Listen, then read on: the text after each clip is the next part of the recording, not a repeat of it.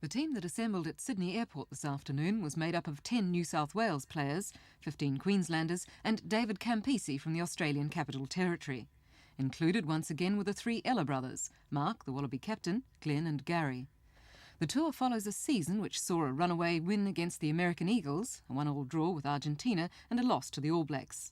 While confident the Wallabies would do well, Mark Ella predicted that all 9 matches in France could be tough.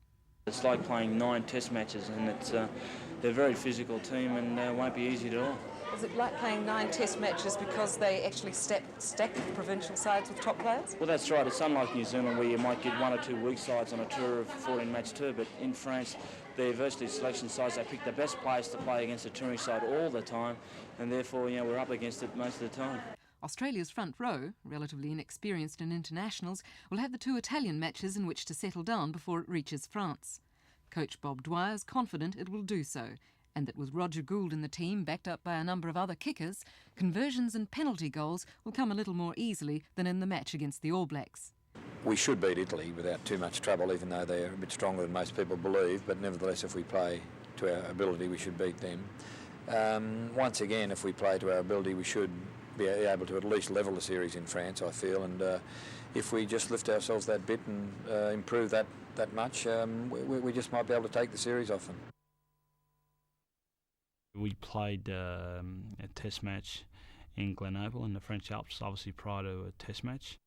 Mark was captain of the team that day, and Gary was playing. I was dirty, which is a player that's not involved in the run-on side or the reserves. And being very cold in France, I had this nice little hip flask, and I filled it up with Bundy rum, and which had to keep me warm during the game. So I proceeded to empty that, and we won that game, which was fantastic because it was the game before the test. That was good for morale. The boys were excited, and we walked in the dressing room, and I obviously had a couple of beers, and I looked at Mark, and Mark was absolutely spent. He was laying down on the seats actually. And then French television wanted an interview with Mark Ella, captain of Australia. They wanted a quote from me.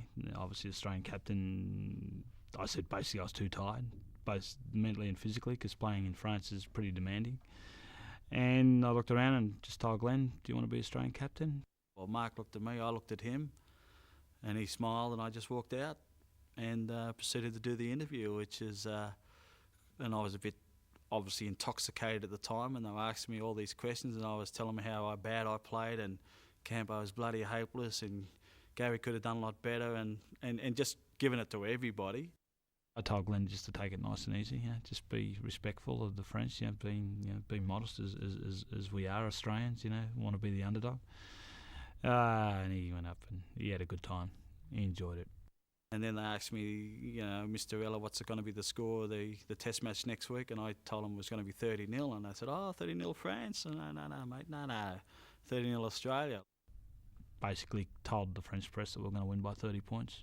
Only had 5 new caps playing against the Grand Slam champions, Clermont-Ferrand.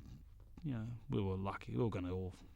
If we would have come out of the game alive, I would have been happy, let alone beaten them by 30 points. Next day it was plastered all over the papers. Arrogant Australian captain predicts a 30-0 whitewashing of France, and Mark wasn't happy. The score was 15-all the first test.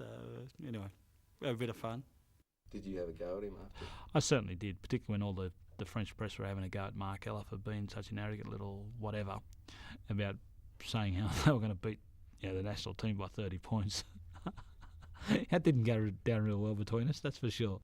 Did you talk, Glen Ella up at all in that interview? No, not at all. Not at all. I was pretty humble. I just bagged Campo, Gary and Mark, basically.